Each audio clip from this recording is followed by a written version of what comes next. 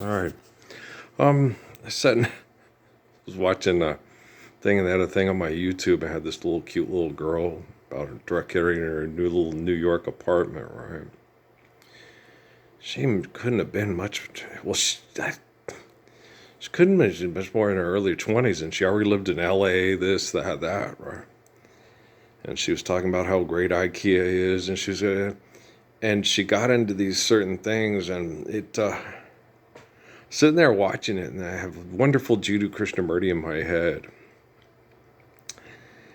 And he goes, see, we don't have a relationship globally. And everything is superficial and frivolous. And I'm like, yeah, I couldn't, I watched about 5 minutes. I was like, okay, I'm not going to watch anymore.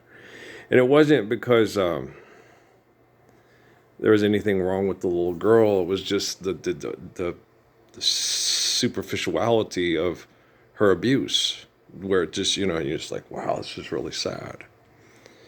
And we don't have a relationship globally, you know. And have you ever heard that song? I love it, especially by Nancy Wilson. I don't need your photograph to keep by my bed. Your picture is always in my head. I don't need your portrait, dear, to call you to mind. For sleeping or waking, dear, I find the very thought of you. And I forget to do the little ordinary things that everyone ought to do, right?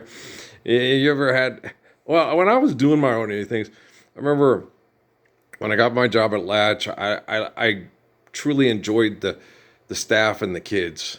And we were living in Phoenix, and it sucked. And I knew I was going to leave someday because of all the pollution and the congestion and all the crap. But at the time, I loved Amy. Well, I still love Amy, but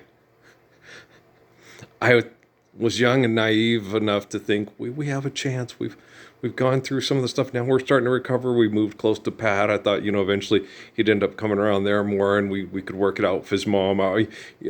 Like Kaylin Gillies, he's Pollyanna. He sees the world through rose-covered glasses. I just saw the world more through my eyes than other people's eyes. I didn't start seeing it through other people's eyes as extensively and as grotesquely until I went to Cochise County and they exposed themselves to me. Holy fuck, these people are insane. I always knew they were. And I always knew there was a presence in my life. You could feel it, but the way people describe it, it's the devil, it's Satan, the devil's tempting you, it's the devil. It's like, if you understand rabbinic tradition, okay, heaven is living the Gospels, hell is being denied the Gospels. Angel is someone that has faith doesn't waver and will stand up to live the Gospels because it's right. And the devil and Satan are the people that, no, it's my way, do it my way, my stuff, my products, my ego, my this, And so when you understand that, we're going to be okay, I think. I can't tell you for sure. I know one thing I'm not doing for sure, and Suzuki and Sonia Sinner on me a lot about, is don't think about future events. Don't project future events. Because they're using Chinese and Japanese methods of torture to make you want something, and then they'll never give it to you. I'm like, oh, that's fucked. So just focus on your needs right now. As far as wants go, once will take care of herself once you survive, stop, eliminate abuse, and recover. And it's hard to do. I understand it's very hard to do, because you get very Doris Day, When I was just a little girl, I asked my mother, what will I be? Will I be pretty? Will I be rich? Here's what she said to me, que sera, sera. Whatever will be, will be. The future's not ours to see, que sera, sera. And that's not true. Oh, no, I knew my wives were going to be mulatto and involved. I knew a lot of things. But I didn't want to know too much, because I was going to be the single father and stuff. And I don't know how that stuff works. And I do care. I'm just not interested last. And tonight when I went to bed, it's like, who are you interested in? Nobody. I'm not romantically interested in anybody. You know, I look at girls like when I watch the little girl on the sports on Channel 7 from ASU, oh gosh, if we were in the same age range, man, she's definitely my type. She's cute. She's fun, right? But just another person. Amy was my type, and so was Laws. I mean, it was like that Richard whatever guy, that comedian. The writing on the wall in my blood. And it's not their faults. It's not the little girl's faults. It's a global, vicious, aggressive, insane rape of the populace because they feel they can with technology and money. And I'm like, God, it's horrible. It's horrible. It's horrible. It's terrible. It's diabolical and it's disgusting. And most people, I don't even think, have a clue. And the thing is it's so blatantly obvious. And they had this one video they showed me on YouTube, yeah, all those damn dumbass videos. What happens to the soul if you're cremated? This talk from old Charlie Kirk, what happens to the soul if you're cremated? Okay, God's omniscient, omnipotent. Crying over this clay? Okay. So you think that you could, that's the whole possessive pronoun, first person bullshit, right?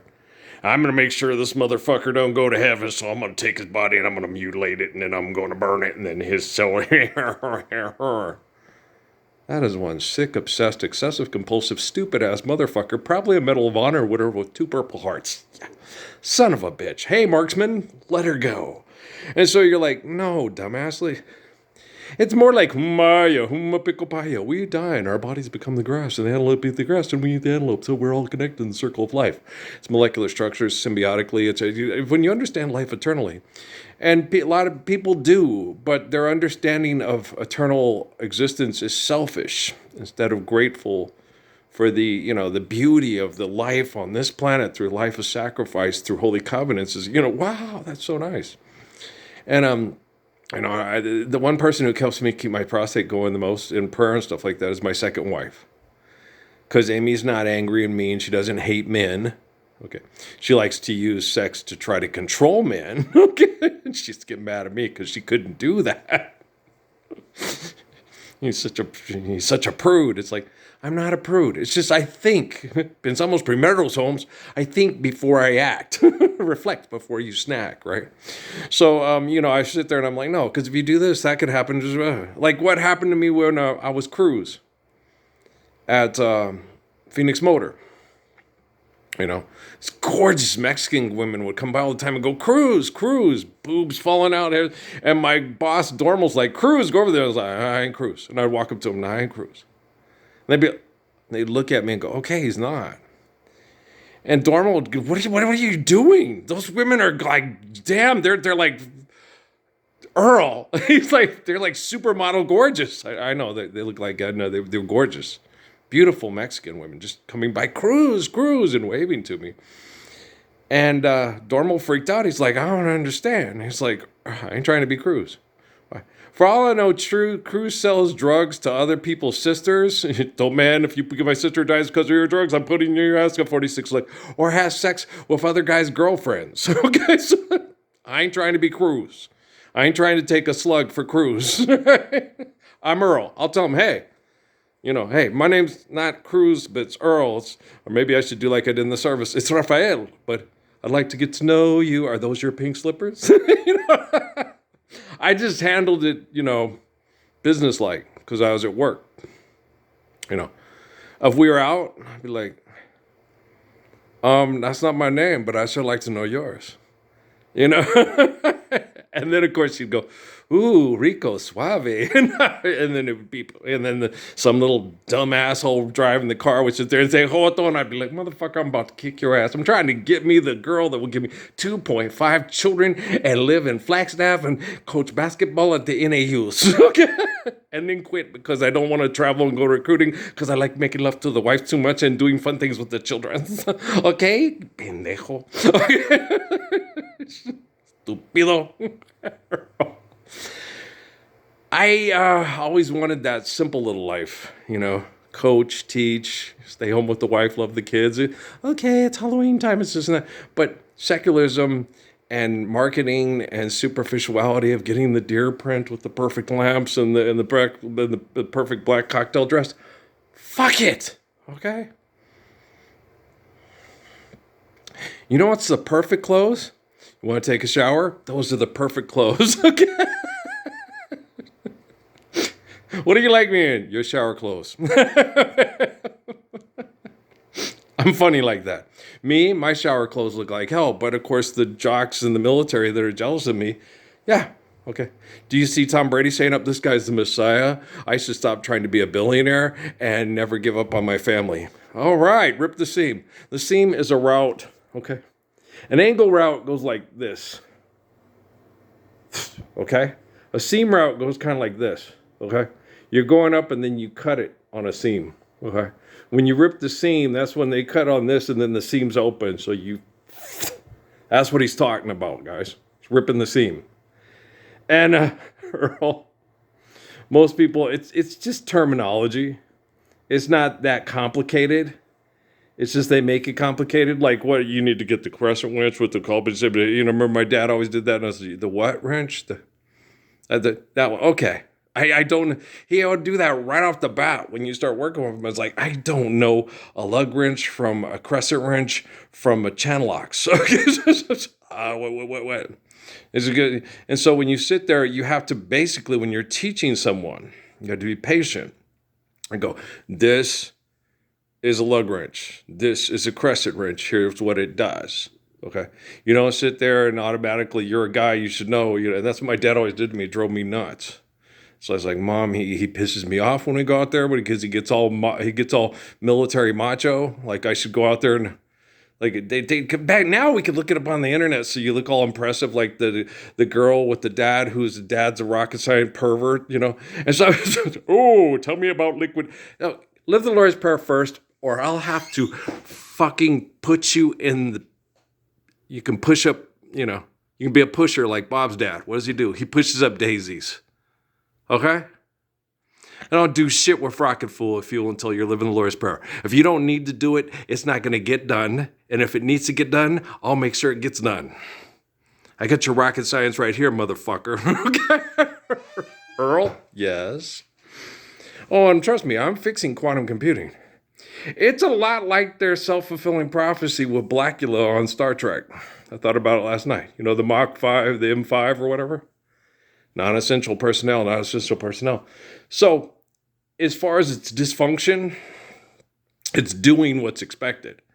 These people are superficial, frivolous, and they're being targeted and people are being depressed. So they're killing off all the people that they think aren't worthy for their greatness.